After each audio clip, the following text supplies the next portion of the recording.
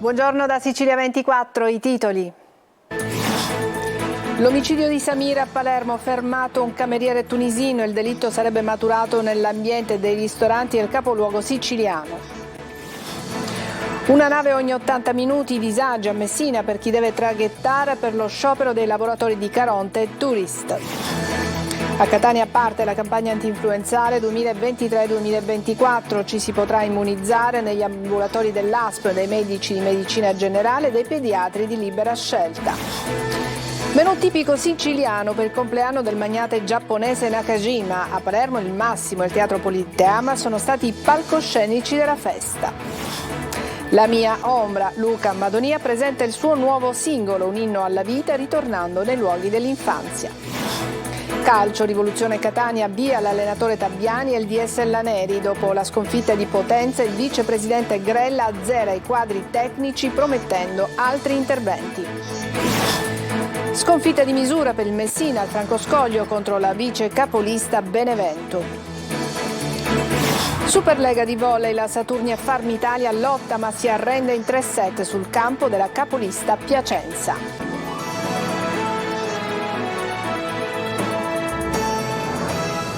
Bentrovati, c'è una persona sospettata per l'omicidio di Samir, il cameriere algerino assassinato con 3 colpi di pistola nella centralissima via Roma a Palermo. Ad ucciderlo sarebbe stato un dipendente di un locale vicino. Ma in caserma ci sono anche altre persone le cui posizioni sono al vaglio della magistratura ed è ancora poco chiaro il movente, forse una lite di lavoro. Manlio Viola. Sarebbe stato un cameriere tunisino che lavora in un locale di via Emerico Amari a sparare al cuoco algerino Badr Bojama, detto Samir, 41enne, ucciso con 3 colpi di pistola nella notte fra sabato e domenica nella centralissima via Roma a Palermo. L'uomo è stato fermato ieri dai carabinieri e da allora è rimasto in caserma. Ad inchiodarlo sarebbero le immagini della videosorveglianza nelle quali si vedrebbe il momento del delitto. Ieri insieme a lui sono state portate in caserma anche altre persone per essere ascoltate. Su tutti sarebbe stato effettuato anche l'esame del tampon kit, la versione più moderna del vecchio guanto di paraffina per trovare tracce di polvere da sparo. La posizione di tutti i fermati è al vaglio della magistratura. Contestualmente sono state compiute diverse perquisizioni anche alla ricerca dell'arma usata per il delitto, che sarebbe un revolver, arma che ancora non è stata trovata. Non è chiaro nemmeno il movente, anche se sembra che la morte di Samir, il cameriere tanto apprezzato al lavoro e con la fedina penale immacolata, sia legata ad una lite nata proprio sul posto di lavoro, un motivo molto futile che avrebbe fatto scattare quella terribile esecuzione in via Roma. Le indagini sono state coordinate dal PM Vincenzo Amico e condotte dai militari del reparto operativo, che in questi ultimi 2 giorni hanno visionato ore e ore di filmati prelevati da farmacie, mini market, una banca, altri esercizi commerciali e anche dal sistema di videosorveglianza del comune per i varchi della ZTL di via Roma. Erano state 2 turiste canadesi in vacanza a Palermo che camminavano proprio in via Roma a sentire i colpi di pistola. Inizialmente li avevano scambiati per petardi, poi hanno visto il corpo del cameriere sul marciapiede del Riverso proprio di fronte al Palazzo delle Poste e hanno lanciato l'allarme.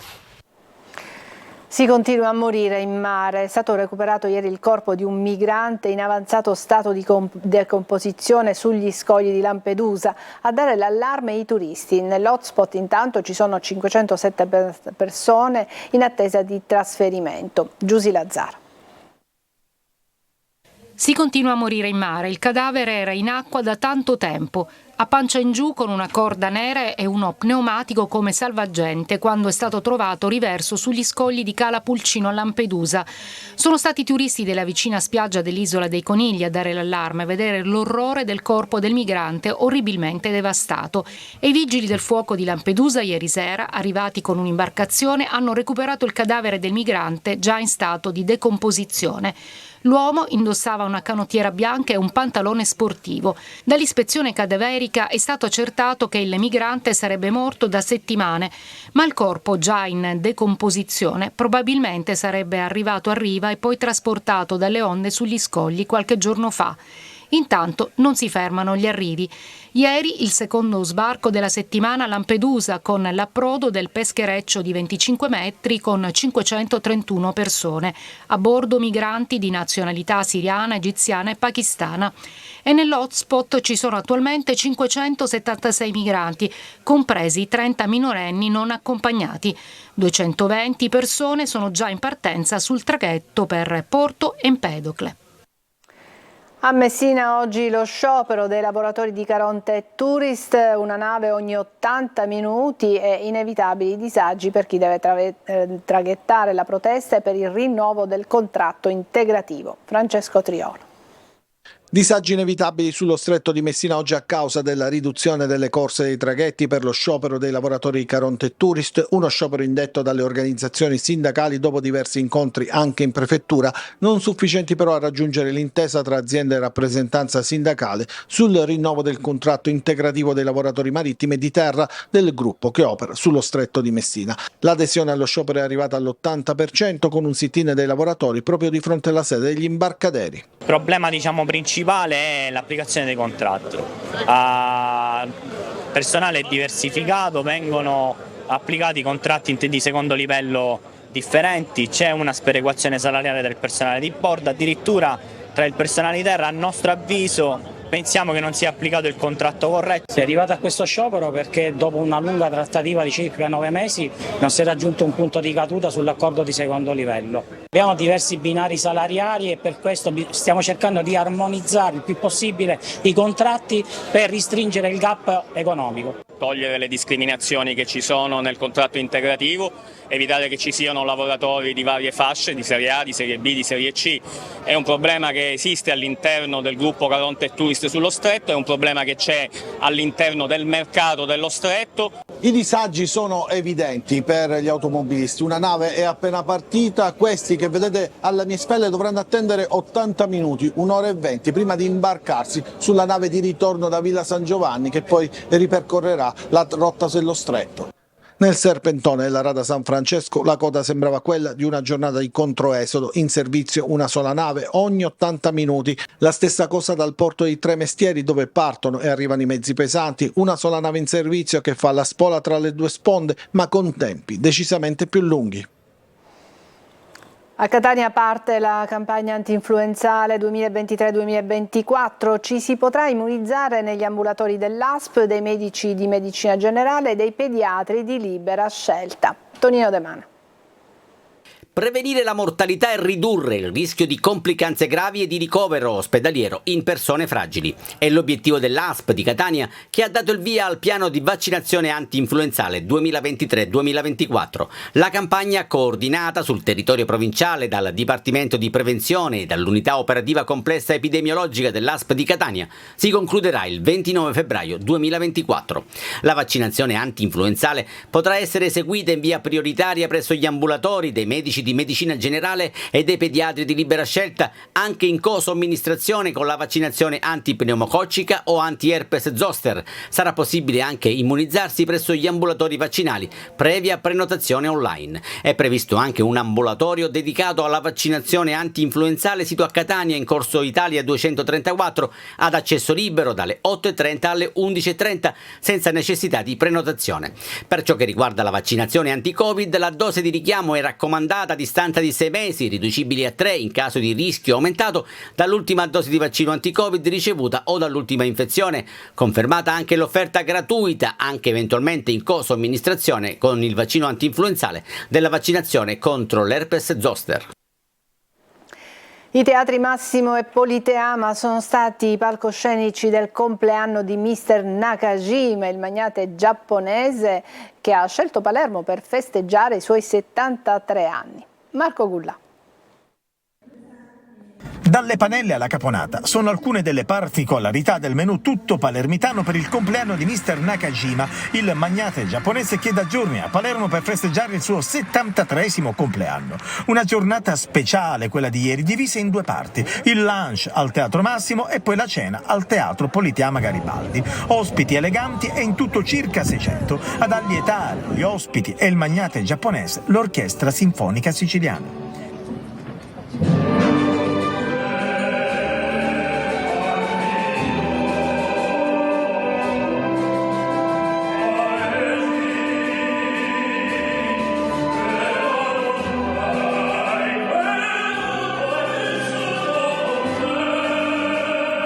panelle, caponata, paccheri, pomodoro e basilico, o ragù e bietole, scaloppina o scottone accompagnati con purè e in chiusura cannolo e tiramisù, poi cappuccino e tè per concludere il tutto. Un menù semplice ma molto gradito dagli ospiti giapponesi. A rappresentare l'amministrazione comunale di Palermo l'assessore alla cultura Giampiero Cannella, che ha ringraziato mister Nakajima per aver scelto il capoluogo siciliano, poi anche Federalberghi. Tantissimi post su Instagram degli ospiti nipponici in cui si fa riferimento al 2024, un vero e proprio arrivederci a Palermo.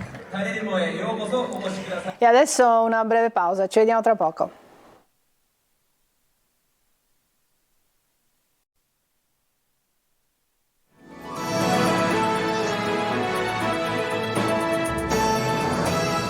Seconda parte di Sicilia 24, a Catania era divenuto virale un video di una Fiat Panda sulla circonvallazione che sul tetto portava un divano con un giovane sdraiato sopra, una goliardata costata cara. Agenti del commissariato Borgo Ognina sono risaliti infatti alla proprietaria dell'auto, una donna di 43 anni, e hanno scoperto che il conducente era suo marito di 41 anni, sanzionato con una multa e con la decurtazione di diversi punti dalla patente di guida.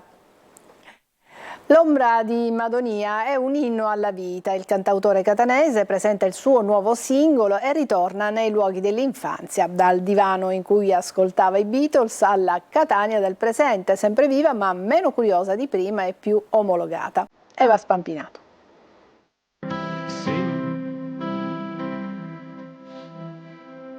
Un video girato con un piano sequenza dall'inizio alla fine che riporta Luca Madonia nei luoghi dell'infanzia, la casa dei genitori, dove è cresciuto, si è formato e dove provava con i De Novo nel classico garage di famiglia. Io in quel salotto, diciamo, dove passo, mi siedo poi sul divano a suonare la chitarra, avevo 8 anni e sentivo, mi ricordo, Bandiera Gialla, che era un programma di Arbore e Boncompagni. Ho iniziato ad amare i Beatles, ho iniziato ad amare la musica. La mia ombra, nuovo singolo estratto dall'album Stiamo tutti ben calmi, è una canzone triste ma al tempo stesso positiva. Si può sempre uscire dalle tenebre se uno crede nella vita. Ci sono dei momenti di tristezza, di pensieri che a volte ti schiacciano, succede a tutti. Mi sembrava giusto approfondire questo tema. Poi da un discorso personale ai nostri giorni si può chiaramente estendere a tutte le cose orrende che stanno succedendo intorno, e ancora di più dico che la vita è nostra, ci appartiene, dobbiamo amarla, dobbiamo rispettarla. 40 anni di carriera in cui non hai mai lasciato del tutto Catania, ma adesso che città vedi? Forse ha perso un po' la sua identità, si è un po' omologata, vedo più individualismo, vedo sì, grande vita, grande movida, però noi vecchiacci di quel periodo, quando ancora non c'era internet, eravamo più carbonari sicuramente, ma anche più curiosi. Il video è stato girato dal regista catanese pluripremiato Daniele Gangemi.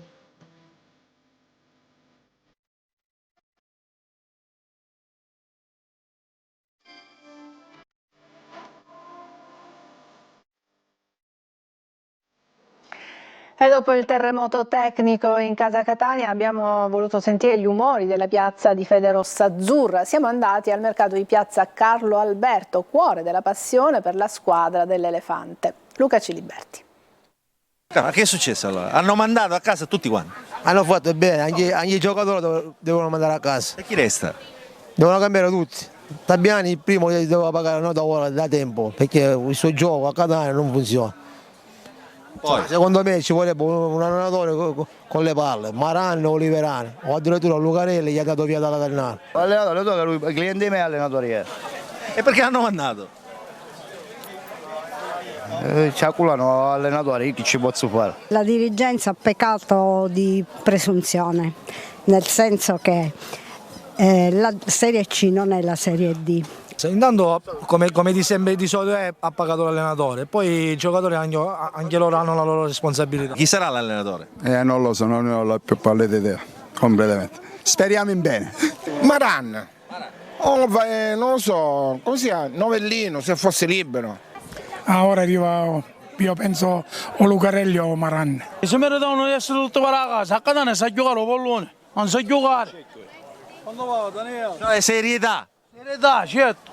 Ma uno deve mangiare sale con attacca. Questi chi sono? I giocatori del Catania questi?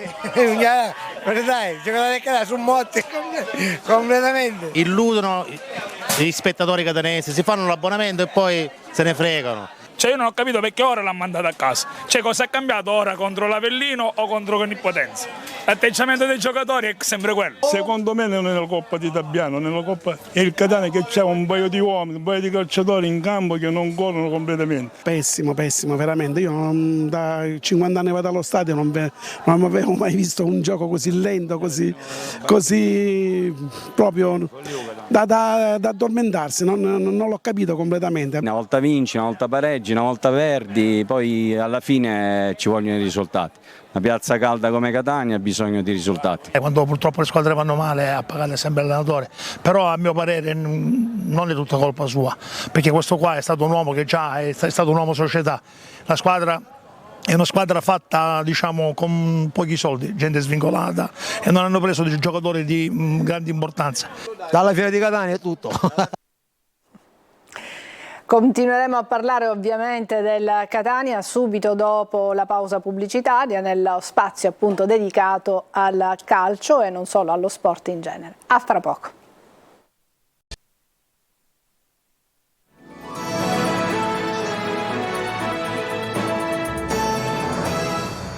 Ed eccoci alla pagina dedicata al calcio, parliamo della rivoluzione in casa Catania, via l'allenatore Tabiani e il direttore sportivo Laneri. Dopo la sconfitta di Potenza il vicepresidente Grella azzera i quadri tecnici e dirigenziali della prima squadra, promettendo altri interventi. Tra i nomi più caldi per la panchina c'è quello di Maran che è in pole, ma si fa anche il nome di Baldini e di altri, situazione certamente in evoluzione. Marco Carli.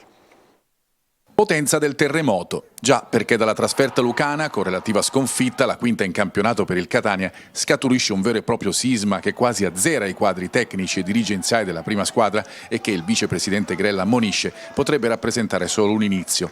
Nel giro di un'ora, in una domenica sera che resterà comunque nella storia della nuova società di Pelligra, sono saltati l'allenatore con il suo staff e il direttore sportivo. Col tecnico Luca Tabiani, che Grella aveva scelto in estate, hanno fatto le valigie l'allenatore in seconda Michele Coppola e il preparatore atletico Paolo Bertoncini. Sollevato dall'incarico, il DS Antonello Laneri, che il rapporto fra lui e il vicepresidente rossazzurro non fosse più lo stesso si vociferava da qualche settimana. È arrivato il ben servito anche per il dirigente. Ma non è finita. Valutiamo la possibilità di intervenire anche in altri ambiti, non escludiamo ulteriori novità relative ai professionisti oggi sotto contratto. Queste le parole di Grella, decisioni la cui radice risale a 3 settimane fa, esattamente dopo la sconfitta di Castellammare di Stabia. È stato allora che Grella ha deciso di darsi 15-20 giorni di tempo per osservare più da vicino cosa stesse succedendo in seno alla prima squadra. Tanto di quello che ha visto non gli è piaciuto e a Teramo contro il Monterosi la frase sfuggita a denti stretti nell'intervallo: se cambio Tabiani ne devo mandare via altri 10 prima di lui. E poi ecco il terremoto, rinviato dalla vittoria di Brindisi. Zeoli guida gli allenamenti in vista dell'arrivo del nuovo tecnico, con Marani in pole, con cui ci sono stati contatti anche nelle ultime ore, ma c'è anche Silvio Baldini, molto gradito alla dirigenza, e altri nomi come quelli di Lucarelli o Javorcic. Poi ci sarà il nuovo DS, ma la squadra ancora è tanto sotto osservazione. Perché questa squadra è bloccata? Ma questo non lo so, se riuscissi a saperlo ci metterei subito mani, ma l'unica cosa che possiamo fare è lavorare. Siamo dispiaciuti per i nostri tifosi, ma noi dobbiamo assolutamente reagire a questa situazione. Da qui si riparte, la scossa è stata pesante, forse ce ne saranno altri in attesa dell'assestamento, se mai arriverà, di una stagione nata male. Sconfitta di misura per il Messina al Francoscoglio contro la vice capolista Benevento. Dopo una traversa degli ospiti nel primo tempo con Ferrante, gara decisa nella ripresa al 6° minuto da un gol di Improta. Sergio Colossi. La sconfitta contro il Benevento certifica la prima crisi del Messina di Modica, che negli ultimi 4 incontri ha ottenuto un solo punto, il pareggio di Crotone. Il KO con la vice capolista si aggiunge a quelli contro Brindisi e Taranto. Primo tempo equilibrato con qualche buona azione di un Messina comunque impreciso. Dalla parte opposta la traversa colpita da Ferrante prima del riposo. La svolta matura dalla panchina d'inizio ripresa, quando il tecnico dei campani Matteo Andreoletti mostra coraggio nel sostituire proprio Ferrante, l'unico a rendersi pericoloso con Alessandro Marotta, che fa venire il mal di testa a Manetta e compagni e spacca la partita. Marotta, al rientro dopo 3 turni di squalifica, sfiora 2 volte il vantaggio che si concretizza al 6° minuto sull'angolo di Ciano per il colpo di testa vincente di Improta, perso in marcatura da Giunta. Il Messina stordito fatica a rialzarsi. A questa squadra manca l'esperienza di uomini che sappiano reagire con classe e mestiere. Chi potrebbe farlo come Ragusa spreca l'impossibile davanti a Paleari, un rigore in movimento che sfiducia la già rassegnata squadra peloritana. Il miglior Fumagalli, l'unico a meritare la sufficienza piena, tiene in partita il Messina che però non riesce a creare nuovi pericoli. L'espulsione di Ortisi per somma di ammonizioni completa un'altra serata da dimenticare e lancia l'allarme ad una classifica deficitaria con vista sui play-out. Subito dopo il nostro telegiornale, spazio al calcio siciliano con anteprima corner, 30 minuti dedicati a Catania, Palermo e Messina. In primo piano la rivoluzione tecnica in casa Catania. Ci sarà poi spazio per le crisi di risultati di Palermo e Messina. Stasera poi vi ricordo che dalle 20:45 in poi torna Corner nella versione estesa che sarà tutta dedicata al Catania. E adesso parliamo di Superlega di volley. La Saturnia Farm Italia lotta ma si arrende in 3 set sul campo della capolista Piacenza.